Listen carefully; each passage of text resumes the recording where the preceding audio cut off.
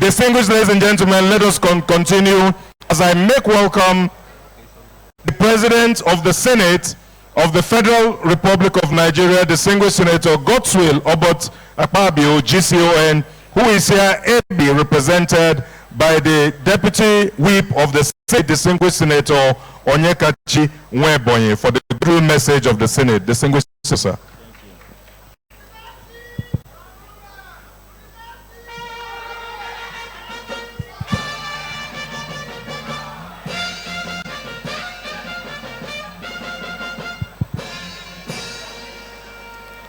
Your Excellency,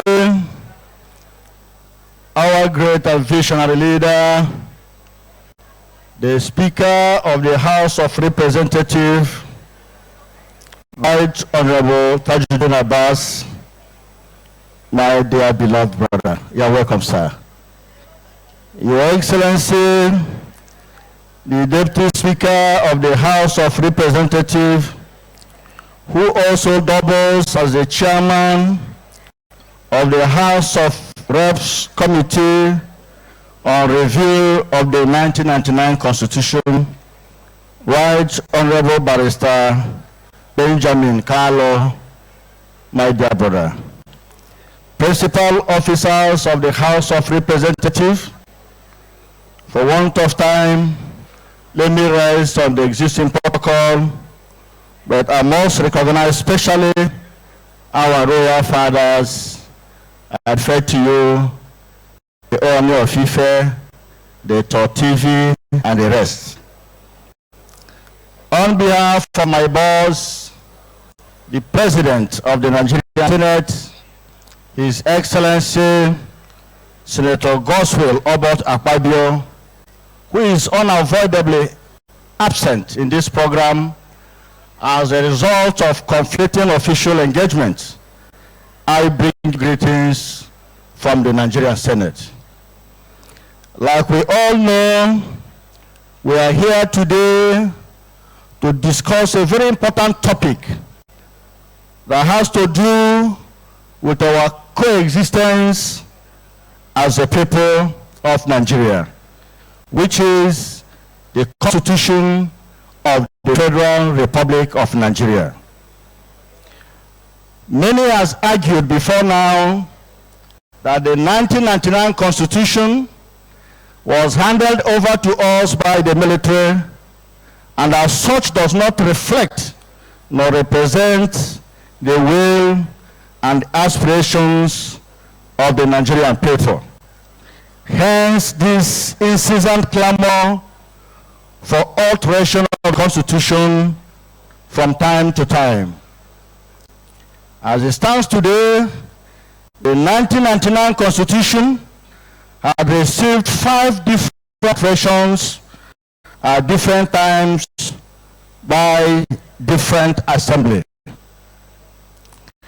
Now, upon the inception of the 10th Assembly, the President of the Senate, being the Chairman of the National Assembly, in collaboration with the Speaker of the House of Reps, constituted yet another standing committee to further review the 1999 Constitution, following these unabated demands from Nigerians to make the Constitution theirs by putting provisions that will actually reflect the will of Nigerian people. That is the rationale behind this public hearing, and that is why we are here. I therefore want to charge all Nigerians to own up this exercise, because the Constitution is not for the Parliament, is not for the courts, neither is it for the executive, but for the entire Nigerian people. I urge you to seize this ample opportunity presented by the House of Representatives to boldly come up and ventilate your feelings, all geared towards having a better constitution that we can actually call ours. I wish all of us peaceful deliberation, so that at the end of the day, history will have it that the 10th National gave Nigerians all-encompassing and people-oriented constitution. Thank you. May God bless the Republic of Nigeria. Thank you. Very much. Ladies and gentlemen, distinguished Senator Onyekachi Nwebonyi, Deputy of the Senate of the Federal Republic of Nigeria, speaking for the Senate President, His Excellency Godswill Obot Akpbio. Thank you very much, distinguished Senator. As we make progress, I have the option of Mr. Speaker to make welcome, to give his goodwill message, Mr. Mohammed Fall, who is a resident coordinator of the United Nations in Nigeria. He's the head of all UN agencies in Nigeria, so if he's in the room, then he should be able to speak. While he's coming, let me acknowledge the presence of Dr. Vanessa Fala, Country Director, International Labour Organization, ILO. Please, there are many people in the room. I thought you would be clapping for the country representative. Mr. Resident Coordinator, United Nations in Niger. Welcome, sir.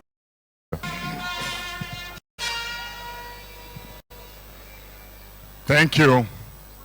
Thank you so much to the Speaker of the House, the Deputy Speaker of the House, to our royal fathers here represented,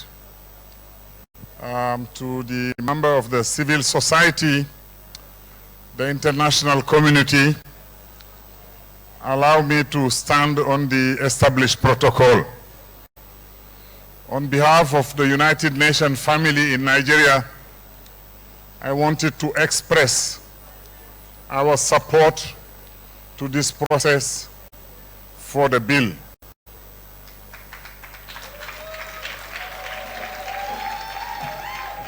There couldn't be better time for this. The reason being that this year, 2025, is celebrating what we call Beijing plus 30. 30 years by which progress has been made throughout the world when it comes to women's rights and gender equality. But this year is also 5 years before we reach 2030, where the goal, where the target is set for the Sustainable Development Goal. And as you know, the goal number 5 is not only one of the goal, the 17th goal of the SDG, but it's one of the most important. Our pride today is to see Nigeria taking this. And as I always say, when I speak in this kind of gathering, I remove my hat of UN resident coordinator and speak as a son of the soil, speak as a son of the continent. It is a sub-region and a continent where people look up to Nigeria. When Nigeria progress, the rest of the sub-region and the rest of the continent progress. By taking the seed bill, you are showing the way to the rest of our continent. You are rising to the leadership that we look up to Nigeria for the sub-region and for the continent. That's why you can be sure that this journey is not only yours. This journey is our journey too. And in each of these steps you will make, you will find UN. Through the coordination that I represent here, but also through the agencies that are represented here, which are the United Nations Women's Organization, the United Nations Development Program, the UNIDO. Our entire family will be with you in this journey. Don't feel alone in this journey. Thank you so much for your attention. Thank you very much, sir.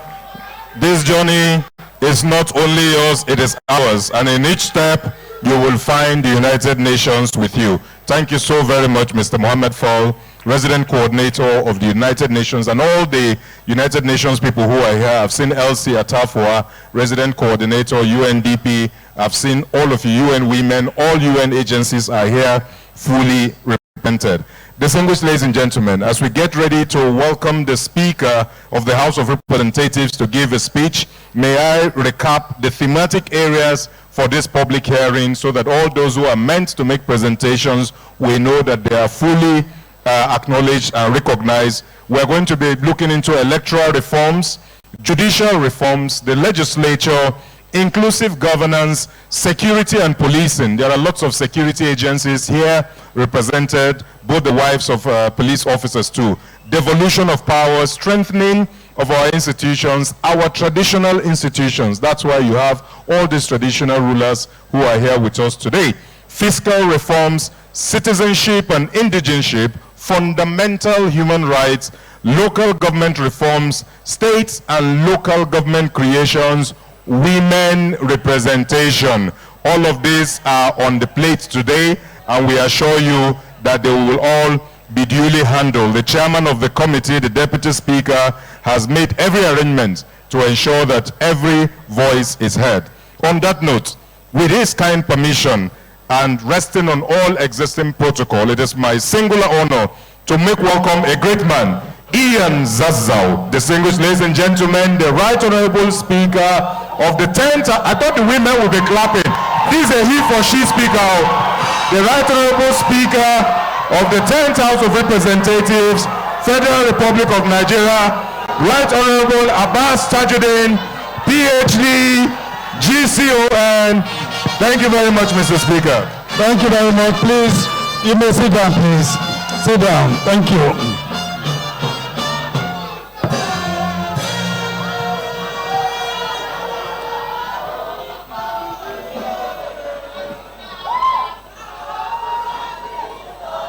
Your Excellency, the Deputy Speaker of the House of Representatives, my dear brother, my partner, Right Honorable Benjamin Kalu, who incidentally is the chairman as well of the Committee on Constitutional Amendment of the House,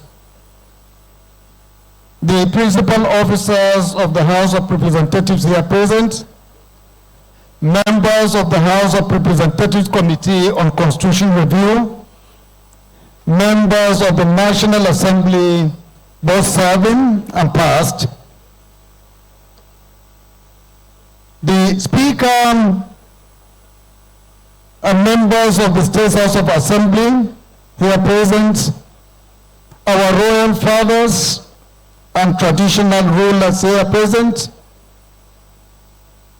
Your Excellency, the British High Commissioner to Nigeria, ably represented, the Ambassador European Union delegation to Nigeria and other ECOWAS, and the ECOWAS, the members of our diplomatic corps, the Executive Director of Policy and Legal Advocacy Center, the development partners, members of civil society organizations, the organized labor, the President and members of the National Council of Women Societies, the President and members of Nigerian Bar Association, the women groups here, the organized youth groups, the Inclusive Friends Association for the People with Disabilities, invited guests, gentlemen of the press, distinguished ladies and gentlemen. I'm truly honored to address you at this national public hearing on the review of the 1999 Constitution of the Federal Republic of Nigeria. This occasion marks a significant moment in our democratic journey and legislative process. It crowns months of deliberate, nationwide engagement designed to ensure that Nigerians themselves shape the evolution of their people. Under the capable leadership of the Deputy Speaker, Right Honorable Benjamin Kalu, the chairman of the Constitutional Review Committee, travel across all 6 geopolitical zones, convening zonal and regional hearings that gathered hopes, concerns, and insights of our diverse population. In those engagements, Nigerians from every background, spoke with clarity and passion about the future they seek. Today's forum unites those regional voices in a single national conversation. It reflects the House of Representatives' steadfast commitment to participatory governance and inclusive nation building, affirming that every Nigerian has a meaningful voice in shaping the document that defines the public. I wish to begin by commending the committee for its diligence and inclusivity. They have demonstrated through their work that a constitutional amendment must be a listening exercise before it becomes a legislative one.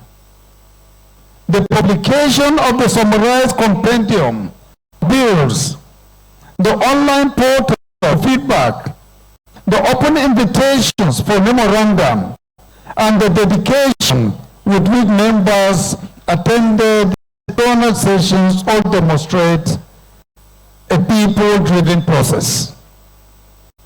I congratulate the Deputy Speaker and every member of the committee for discharging this responsibility with integrity and patriotism. I also salute all who travel from every corner of the country to participate. From the outset of this review, the House of Representatives pledged that we will conclude the process in a timely manner. Nigerians are wary of constitutional reforms that drag on for years, losing momentum and eroding public trust. We recognize that after the National Assembly votes on these bills, the state houses of assembly must also consider and approve them under Section 9 of the Constitution. To honor this requirement, we have set clear timelines. We intend to vote on the proposals expeditiously and to transmit them promptly to the State House of Assembly so that concurrence can be restored within the current legislative session.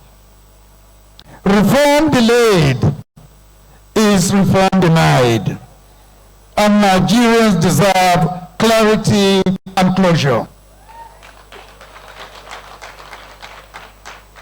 By acting decisively, we give states enough time to debate, to deliberate, and endorse the people's will without the pressure of electoral calendars or political distractions. I am delighted at the presence of so many women today.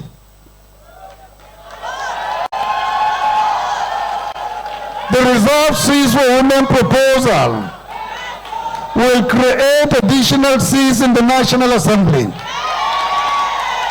and state assemblies to ensure that every state and senatorial district has women's voice in lawmaking.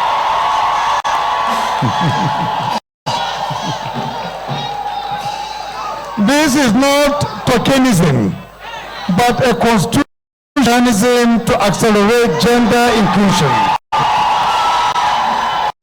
until structural barriers are dismantled. Similar provisions ensure representation for persons with disabilities at the federal, state, and local levels, recognizing their right to fully participate in shaping the laws that affect their lives. Another amendment requires a minimum threshold of women in ministerial appointments to ensure gender balance. These measures will make our democracy more representative and our policies more responsive and our country more just. Recognizing traditional institutions is another important proposal. Our traditional rulers are stabilizers in their communities, mediators in conflicts, and custodians of culture. By assigning them a defined advisory and functional role, particularly in local peace building and community security collaboration, we integrate their strength into our democratic framework without undermining Republican principles. This approach acknowledges Nigeria's cultural realities and leverages them to foster national unity and stability. Honorable colleagues, distinguished guests, ladies and gentlemen, as is apparent by now, many of the proposals before the National Assembly perfectly correspond with President Tinubu's renewed hope agenda, which prioritizes security, economic revitalization, inclusivity, and transparent governance. Our constitutional reform, therefore, will provide the legal chassis on which that agenda can be driven forward. By embedding these principles in our Constitution, we ensure that renewed hope is not just a slogan, but a living reality.